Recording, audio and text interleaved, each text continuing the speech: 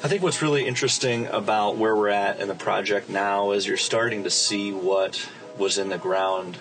over 100 years ago. And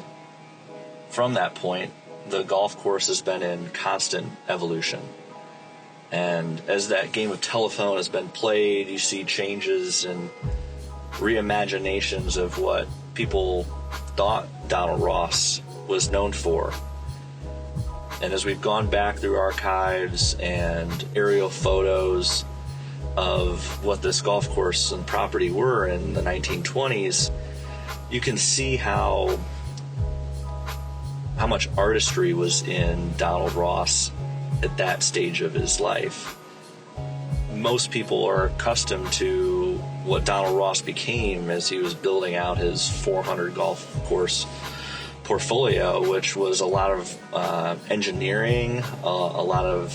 scalability and routing and design.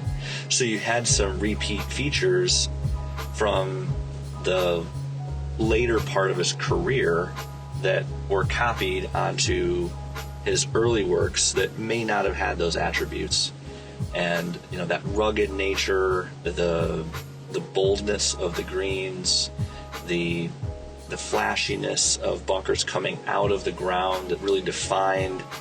the edges of fairways and green complexes that were previously thought to be dug into the ground are really coming out at this point in the project. And it's just amazing and exciting to see how much change there is with that having to move a whole heck of a lot of dirt at this point. It's just changing the theme back to that kind of early 1900s rugged version of what golf was back then, and bringing it back to today's maintenance standards. Because frankly, in 1940 or 1950, it would have been very difficult to maintain what was put in the ground in 1914 and 1950 for any reasonable cost.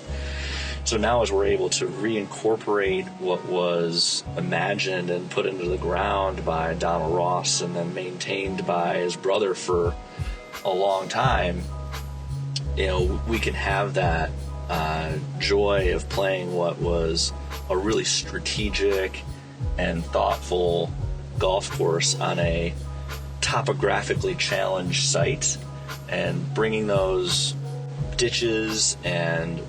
wild bunker groupings back into the design is going to make playing here, whether it's once or every day for a member, fascinating, because there's so many more options for where you're placing tees and where you need to be in fairways and where pin locations can be, and you're going to get a different experience every time you come out here.